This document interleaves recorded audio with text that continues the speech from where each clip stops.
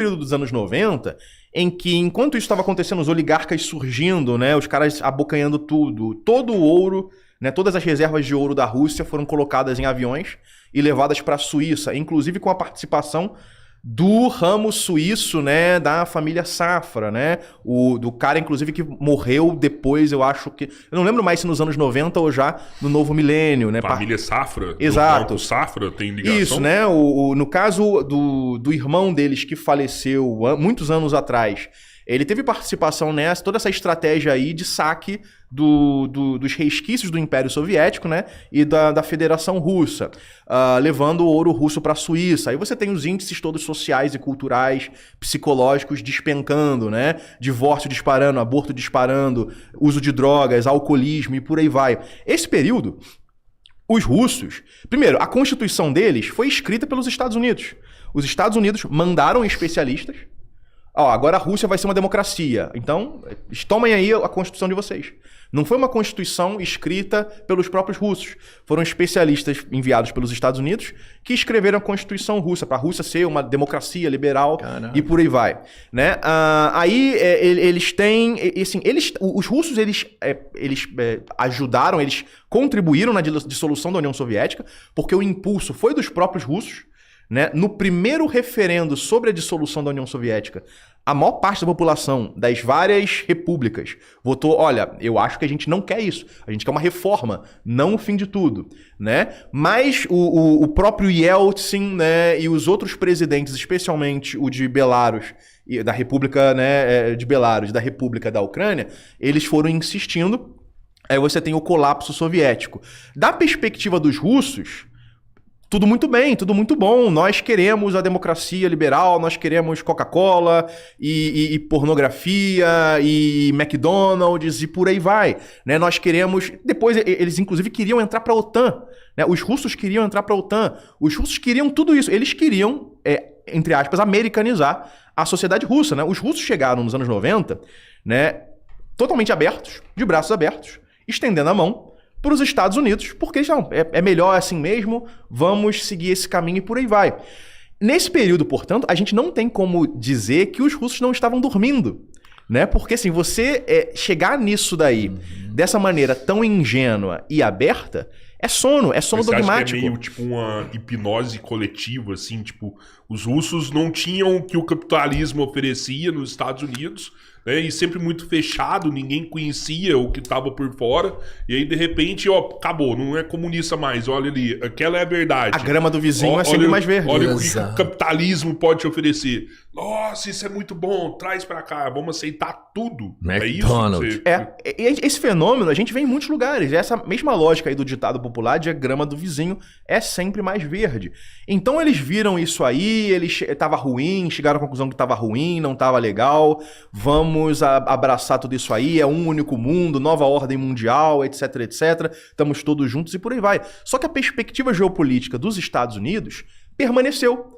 Né? Os russos abandonaram a geopolítica durante esse período aí dos anos 90, né? Enquanto os Estados Unidos continuaram pensando as suas relações com a Rússia de uma maneira geopolítica. Ou seja, nós não queremos que a Rússia vire uma democracia liberal com direitos humanos e todo mundo podendo consumir o que quiser e todo mundo na Rússia podendo virar milionário e a Rússia virando uma aliada, entrando para a OTAN e por aí vai. Não, nós queremos o fim da Rússia, a destruição da Rússia. E essa transformação da Rússia em uma democracia liberal é um passo nesse caminho de destruição da Rússia.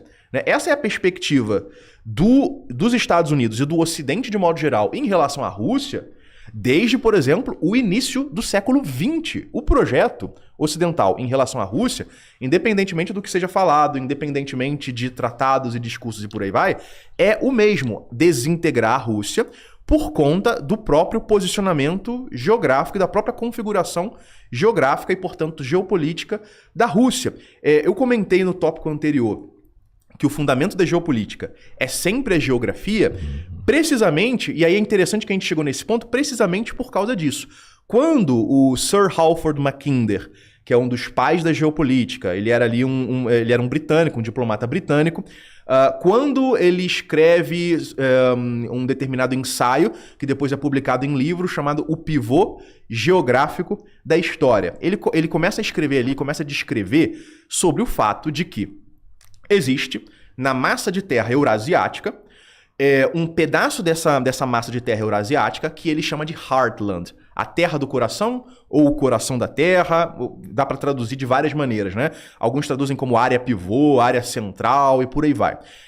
Esse Heartland vai aproximadamente ali da Europa Oriental e aí vai variar dependendo do próprio período em que o Mackinder escreve, ou dependendo do autor, vai variar a extensão dela ou até um pouco depois dos Urais, ou até praticamente ali metade da Sibéria.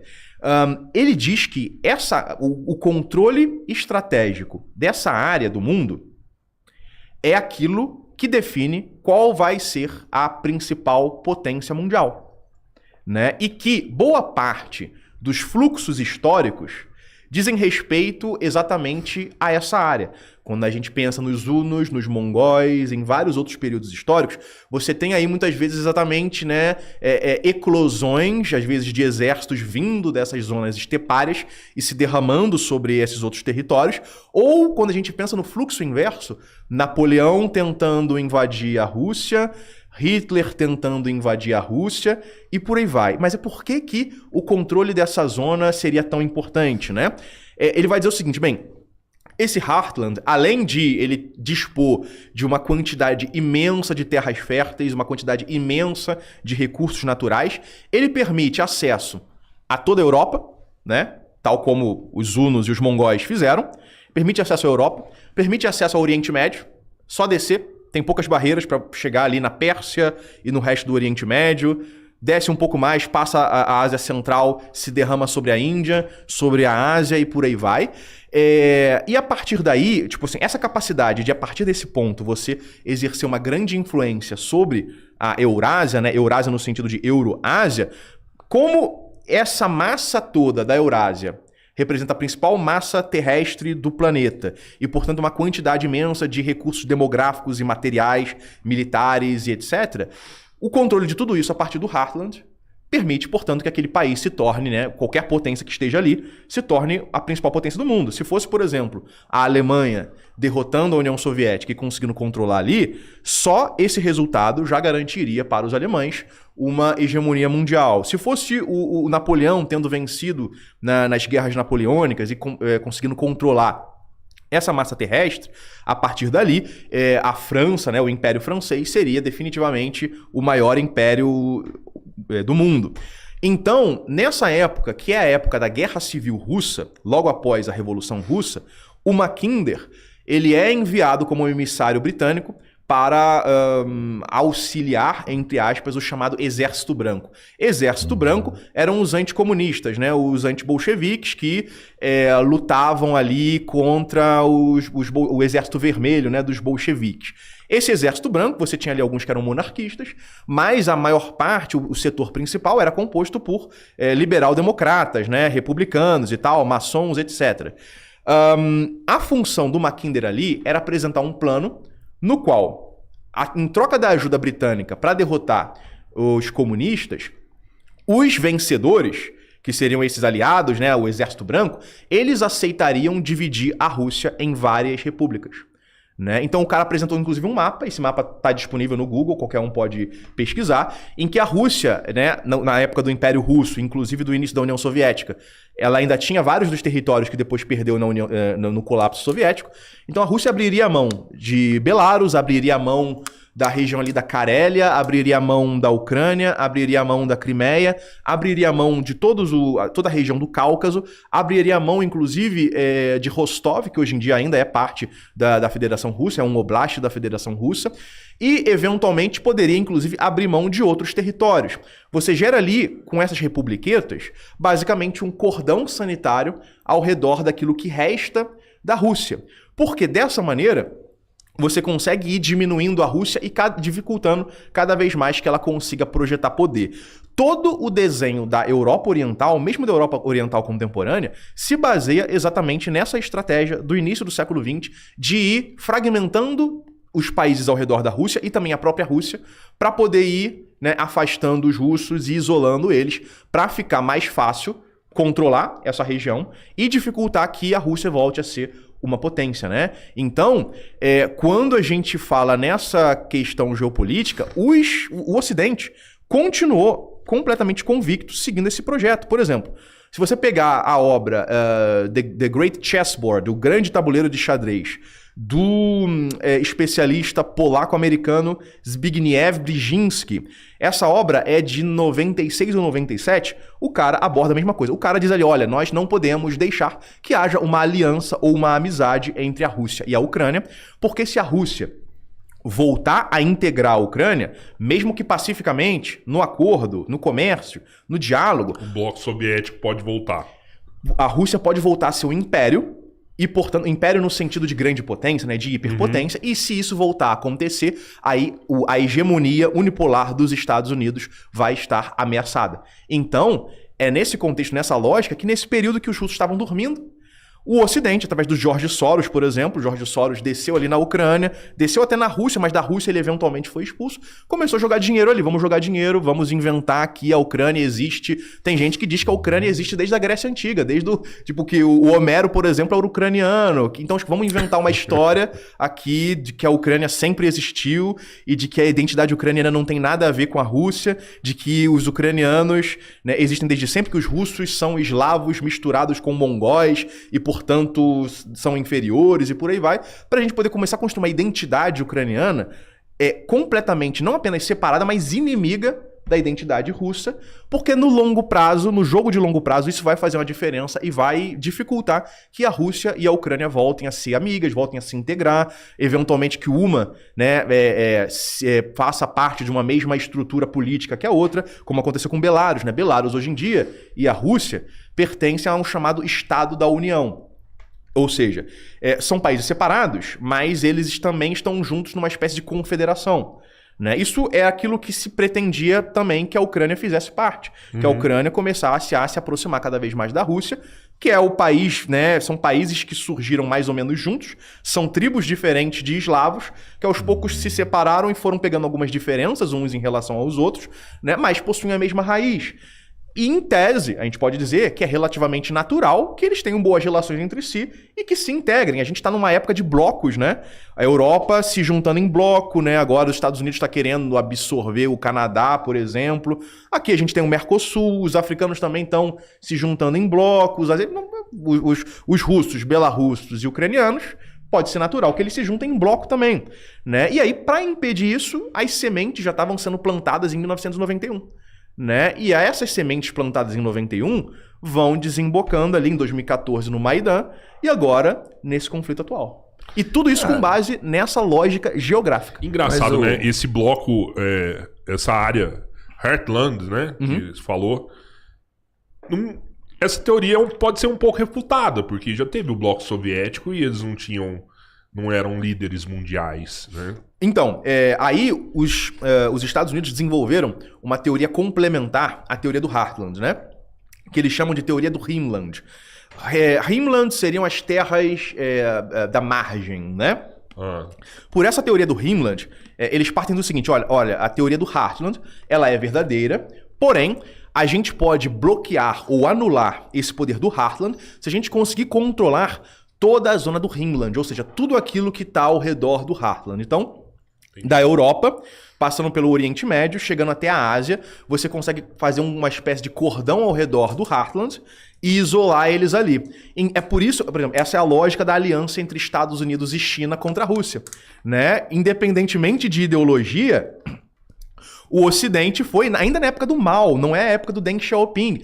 O Ocidente buscou a aproximação com a China exatamente para isolar a União Soviética e você poder ali exercer essa pressão em cima da União Soviética, né? Mesma coisa a aliança entre o Ocidente e o Irã antes da Revolução Iraniana, ou os países árabes, né? O próprio papel geopolítico de Israel durante a Guerra Fria era também contribuir para essa ideia de você fazer um cerco à Rússia, né? À União Soviética e seus aliados.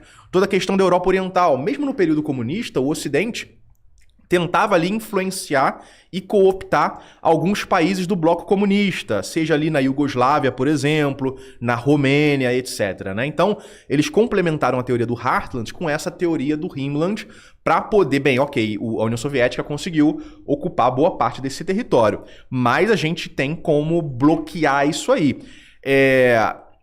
Então foi assim que eles fizeram. A própria questão do Afeganistão, por exemplo, é uma ideia de você complementar esse cerco, enquanto para os soviéticos é uma tentativa de sair do cerco, né? Se você consegue tirar o Afeganistão da órbita ocidental, você rompe o cerco, né? E você consegue se projetar na direção quase ali do oceano, né?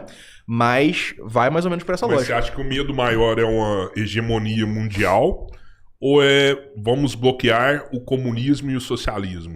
Eu não acho que tem a ver muito com a questão ideológica, não. Sabe por quê? Porque o Ocidente, ele tem uma política que a gente pode chamar de anticontinental ou antitelurocrática, né? Que independe da configuração ideológica ou até mesmo política dos países envolvidos. O que eu quero dizer com isso? Antes mesmo da teoria do Heartland, se a gente parar para prestar atenção, seja a Grã-Bretanha, o Império Britânico ou os Estados Unidos, eles estão sempre designando um inimigo que é geralmente uma potência europeia com chances de se tornar ali um unificador do continente europeu. Então, por exemplo, os britânicos guerrearam contra os espanhóis, na época do auge do Império Espanhol. Eles depois passam a considerar os franceses seu maior inimigo, né? Depois eles passam a considerar os prussianos e eventualmente os alemães como seu principal inimigo. Eventualmente eles começam a considerar os russos como seu principal inimigo. Por quê? Porque cada um desses povos, em algum determinado momento da história, tiveram a oportunidade, a chance de integrar, unificar os países da Europa e ali até do começo da Eurásia, né, a região ali da Eurásia, a Rússia, em um único bloco, em um único império, né? E aí, para a perspectiva atlantista, primeiro dos britânicos, né, dos ingleses e depois dos Estados Unidos, né, dos americanos, isso aí seria uma ruína desse projeto de dominação através do mar, né, através do comércio mundial e dos bloqueios navais. Né? Então, assim, isso aí depende de configuração. Se eu não me engano, ali para o final da Segunda Guerra Mundial, aquela época que tentam assassinar, por exemplo, Hitler, né? Uhum. E ali, qual que era a ideia dos caras que participaram na tentativa de assassinato do Hitler? A gente vai matar o Hitler e vamos oferecer a paz para os britânicos, né? Hoje em dia já tem muitos especialistas que consideram que, independentemente do que tivessem feito, mata Hitler e transforma a Alemanha numa democracia liberal, que os britânicos iam querer continuar a guerra até a destruição completa da Alemanha, porque eles não aceitavam essa rivalidade, né, geopolítica com os alemães. A questão da Rússia mesmo, olha só, a Rússia era inimiga desse Ocidente quando era uma monarquia tradicionalista, ortodoxa, quando virou comunista, e agora que ela é aí uma espécie de república conservadora, uma república conservadora democrática ou coisa do tipo, né? Cada um defende o putinismo, cada um define o putinismo como quiser. Uhum. Independente do modelo que se... inclusive durante o período dos anos 90 em que era uma democracia liberal, né? Quando você tem as revoltas lá na Chechênia, isso foi financiado e impulsionado a partir do Ocidente. Mesmo sendo dos jihadistas decapitadores, né, perigosíssimos, tal como eles fizeram no Afeganistão, gerando ali os primórdios da Al-Qaeda e basicamente alimentando o Talibã contra a União Soviética, eles fizeram na Chechênia, financiando e dando armas para esses grupos terroristas que estavam começando a nascer na Chechênia, para eles lutarem contra a democracia liberal da Rússia. Caramba, né? Não sabia disso não. Me fala uma coisa aqui, que você estava passando por essa parte aí, que sempre esse plano sempre existiu de diminuição russa, né? O Trump não tá sabendo disso não, porque ele entra com a promessa de